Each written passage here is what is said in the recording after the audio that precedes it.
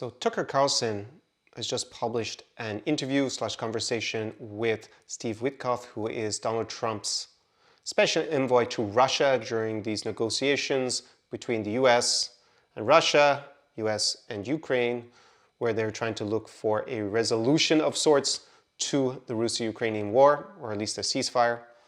And Tucker Carlson actually describes Steve Witkoff as having no background in diplomacy, but has turned out to be the most effective American diplomat in a generation. Now that is a pretty big claim.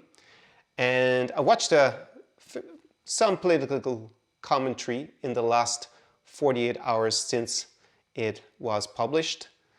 And most of it is focusing on this painting that Vladimir Putin gifted to Donald Trump, and he handed it off to Steve Witkoff, and he had a story about how Vladimir Putin says that he had prayed for President Trump when he was shot in that failed assassination attempt during the campaign for his re-election.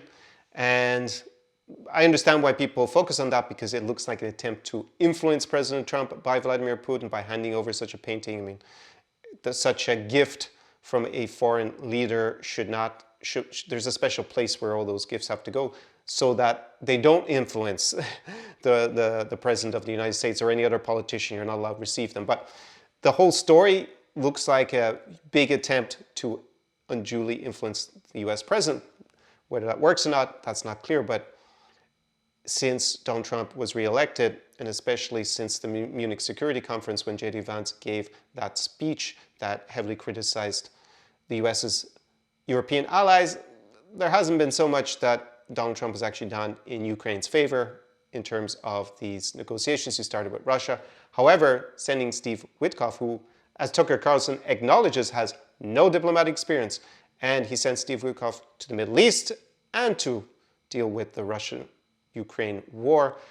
Just dealing with one of those would be a super tall order for a very experienced diplomat.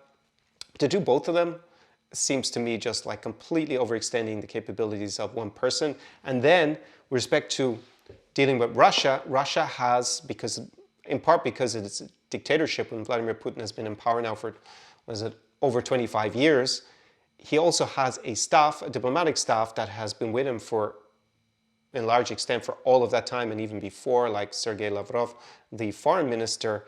And these people are super ruthless and experienced diplomats. So even an experienced diplomat dealing with them would be extremely tricky. But someone who's a newbie just sounds, and is like got the Middle East, and obviously things have flared back up in Gaza, just looks to me absolutely insane.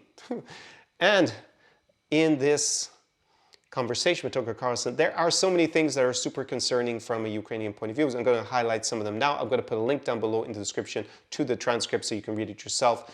And I will highlight some amazing things, unbelievable things that Steve Witkoff said to Tucker Carlson. So this is Steve Witkoff speaking.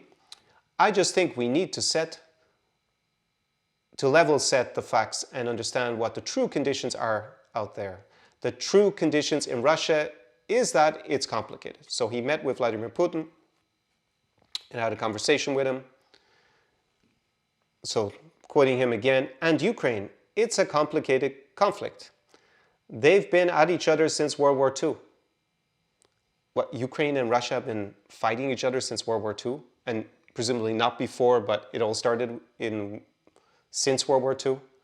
So that would mean from 1945 onwards. Now, in 1945, or just before 1945, basically 1944, when the Soviet Union, Russia's the successor state to the Soviet Union, when it took back the parts of Ukraine that were being occupied by Nazi Germany and by Romania, before Romania switched sides, they then pushed further to the west, and they reoccupied these territories themselves, and then obviously expanded their influence further into Central Europe by creating satellite states like in Poland. Eventually we had the Warsaw Pact, Hungary, etc. So there was an insurgency in the west of Ukraine, that western part of Ukraine, like Lviv, and that was the main focus of it, around Lviv and maybe Uzhhorod. These towns, these were not in the Soviet Union before World War II. So what they did is they expanded the borders of the Soviet Union and the Ukrainian Soviet Socialist Republic to incorporate around Lviv and other parts of what had been in Poland in the interbellum period. And there was, in that region in particular, an insurgency against the Soviets, which lasted until about the mid-50s when Stalin died. So around Stalin's death, I think it was completely crushed.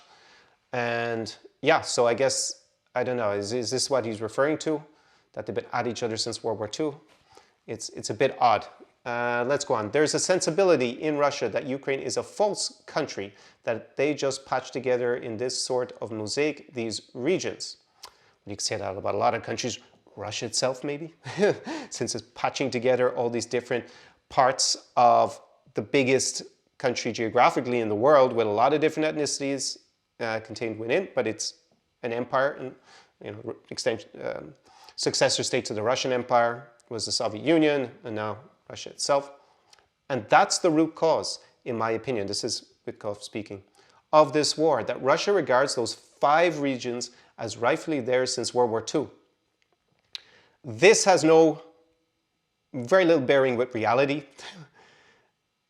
5 regions, I believe he's talking about, is Crimea, Zaporizhia, Kherson, Luhansk, and Donetsk Oblasts. So those are the 5 regions that Russia now lays claim to in its constitution. But they already controlled all of those 5 regions before World War II. 4 of them were in the Ukrainian Soviet Socialist Republic, and Crimea at the time was in the Russian Soviet Socialist Republic. May even have been, yeah, it was an autonomous republic within the Russian Soviet Socialist Republic, if I remember correctly. So Russia considered them Russian before, well, they were part of the Russian Empire as well. So I don't know what he's talking about here. It's got nothing to do with World War II, basically. And that's something, to quote him again, and that's something that nobody wants to talk about. Well, I said it out loud.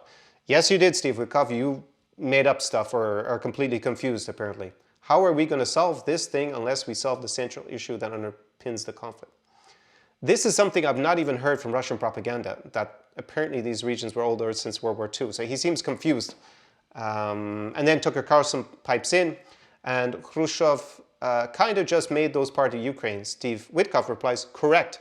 So he thinks that the Soviet leader, Khrushchev, integrated these 5 regions into Ukraine. Now, it is true that on the 300th anniversary of a kind of union back in the day between Ukraine and Russia of sorts, or a pledge of allegiance to the Tsar by the Cossacks, so I think this was like mid-50s, maybe it was even 54, Khrushchev, he changed the status of Crimea to put it into the Soviet Socialist Republic as opposed to the Russian Soviet Socialist Republic, and it was an autonomous republic there within that. So basically he moved that internal border in the Soviet Union. However, the other 4 regions, they were in the Ukrainian Soviet Socialist Republic since that was created in post-World War I. So yeah, they basically have very sketchy knowledge of the historical facts, but they're speaking quite assertively about stuff that is completely wrong, and that is very concerning that Steve Witkoff doesn't know this, and he is a special envoy to Russia. And yeah, that is just very concerning that he thinks that this is something to do with World War II, that these 5 parts of Ukraine legally have been disputed for, 75 years or something, and that this is the way to solve the conflict. This is the central issue that underpins the conflict. No, it's not at all. The central issue that underpins the conflict is that Ukraine is an independent state that does not want to be in Russia's sphere of influence. It wants to join Western institutions, so primarily the European Union, and it would like to join NATO. It actually didn't want to join NATO, the majority of the people, until after the war started in 2014.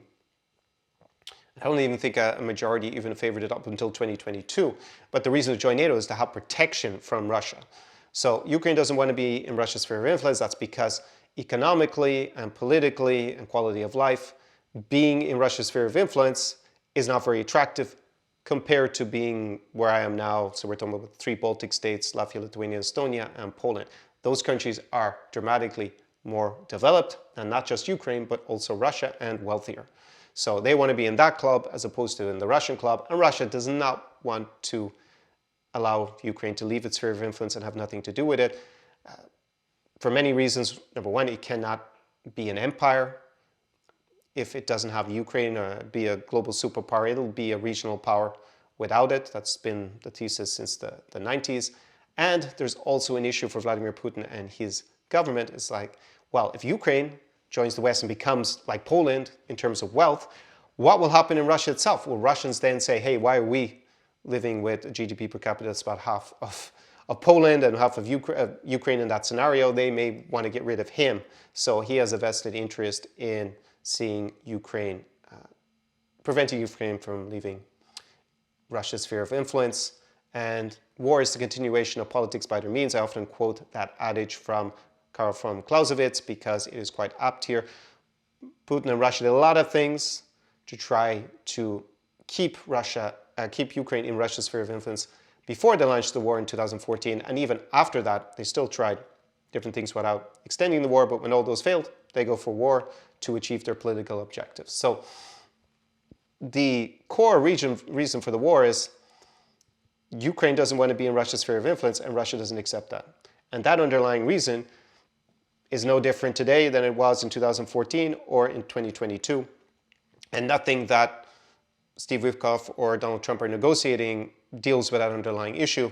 Steve Witkoff seems to believe that it's just to do with these 4 or 5 regions of Ukraine that the Russians really want. And that's not the case. So that's as far as they have put in their constitution. But let's see, even more of concern is Steve Witkoff's interpretation of what has been happening in Ukraine. So I'll quote another part. It was actually a little bit earlier in the conversation. So Tucker Carlson speaking. So Russia, Putin has been in power for 25 years. He's been consistent for the whole duration of his presidency in one demand, which is that NATO stop encroaching on its borders, and specifically that Ukraine, which is the largest country that borders Russia, not be in NATO. Now, the first thing is Ukraine didn't want to. There was no popular support for being in NATO in Ukraine before 2014. There was very little. And yes, back in 2008, we had the NATO meeting in Bucharest where American President George Bush said that in the future, one day, Georgia and Ukraine can join NATO. But in reality, they had not been given what's known as a membership and action plan, a MAP, basically, the acronym. And there were lots of countries that were going to veto that. So there was no realistic possibility for Ukraine to join at that point, for sure, and later on, even less so. And that is my understanding, quoting Tucker Carlson. My certainty is that this still remains the central demand, period. No Ukraine in NATO. Can't have peace without that. Well, Ukraine's not in NATO, Tucker Carlson, so what are you talking about? It's not even on the agenda, even now, for Ukraine to join NATO. The Trump administration even gave away that possibility to Russia a few weeks ago, out loud, not even before they start negotiating. So this is pretty irrelevant, right? If that were the case, then Russia wouldn't be fighting anymore. They would just say, okay, codify it, and then we can leave Ukraine, but that's not what Russia is offering. Quoting Tucker Carlson again, in the same way that Israel doesn't want to have Hamas, in the same way that Israel doesn't want Hamas on its border, they don't want that. What can the US deliver on that? So he seems to be comparing NATO to Hamas. Hamas, this is so insane to read. Anyways, NATO is primarily a defensive organization. It has done some things more offensively outside of its normal area, like by going into the bombing campaign in Yugoslavia back in 1999 and a few other places. But this is a small part of what it has done. There's only been a few instances of that. And it has never done anything offensive against the Soviet Union or Russia. So Steve Witkoff replies, well, first of all, I think the largest issue in that conflict are these so-called 4 regions. Donbass, Crimea. You know the names. It appears Steve Witkoff doesn't know the names of the regions he's talking about. That is just a sign of complete I mean, did he forget them? Is it just incompetence, or he just hasn't bothered to figure it out, or he doesn't have the time? Tucker Carlson replies, Lugansk, which is the Russian name for it, but at least Tucker Carlson knew the names, and that is actually one of the two parts of Donbass. So it's not the other regions that that Steve Witkoff is referring to. Yeah, Lugansk, and there's two others. They're Russian-speaking. There have been referendums where the overwhelming majority of the people have indicated that they want to be under Russian rule. That's what he claims. There has been no legitimate referendum anywhere in these occupied territories. Even the Crimean referendum back in 2014 did not reach the standards for being accepted in international law. And never mind the other four for Donetsk, Luhansk, Zaporizhia, and Kherson. He does not even remember the names for Zaporizhia and Kherson, or apparently even Donetsk, because he wasn't able to cite it, Steve Witkoff. And they are even bigger sham referenda than the one in Crimea, which didn't meet international standards and can't be recognized under international law as being legitimate. They don't even control most the capitals of Zaporizhia Oblast, Zaporizhia, and the Kherson Oblast. Kherson was occupied for a while and then liberated by the Ukrainian armed forces in the second half of 2022. And Russia spends a lot of time dropping drones and that and killing civilians. It's horrific what's going on there. And they just wrote in the Constitution, yeah, there were referenda and they voted for it. Like, how insane is this to see this from the leading U.S. diplomat dealing with Russia, that he doesn't know the names of the regions. He thinks there was a legitimate referenda there. And in part, including in parts where Russia doesn't even occupy, there was no voting going on. What is he talking about? Is he the special envoy of Russia to the United States, or is he the special envoy of the US to Russia? I can't tell at this point. He also says they're Russian speaking. I mean, is that so relevant? That the majority of people in most of this region are native Russian speakers? Well, last time I checked, Steve Witkoff is American but speaks English. So does that mean that the US can't be independent? That Britain should just come back and reoccupy it, or former colony of Britain, obviously? Absolutely insane. Most Russian-speaking Ukrainians do not support Russia. They do not want to live in Russia, especially since 2014 and the beginning of the Russo-Ukrainian War. They see Russia and living under Russian occupation as very undesirable, and that is the case. Support, even prior to the 2022 invasion, in, say, Zaporizhia, in Kherson, and the other parts that were still under Ukrainian control in Luhansk and Donetsk, the majority of people voted for pro-Ukrainian unity parties. So, and even the ones that voted for the more Russia-friendly parties, it was like in a lot of these regions, like about 30%. But those parties, the majority of them, side with Ukraine now. They don't side with Russia since the 2022 invasion when they attacked these regions. So support in those regions is going to be, I don't know, is it even going to be over single digits? So yeah, that is not a very compelling argument. The fact that the leading US diplomat, inverted commas, when he's not over in the Middle East dealing with Israel and Gaza, doesn't understand these basic historical facts is particularly concerning. It seems like he is getting his information almost from the Kremlin. I've never even seen the Kremlin try to push this, that it's actually from World War II, and this must be something new that he's been told. It seems to be, this guy's not living in reality if he really believes this. And it seems like he does. It seems like he just doesn't know what he's talking about. And that is deeply concerning, that the person handling the US negotiations with Russia is so badly informed about the situation, not even about his, it's not even interpretation. It's just like he doesn't understand the facts. And Tucker Carlson has a history of supporting Russia's point of view in general, not just with respect to this war. So Tucker Carlson actually knowing the names better, even if he knows the Russian name, Tucker Carlson, than Steve Witkoff, is just absolutely mind-blowing that Steve Witkoff, who is a real estate agent by profession, is given this task. So that's the points of this conversation that I wanted to highlight. I didn't see them highlighted so much by other commentators, especially the first one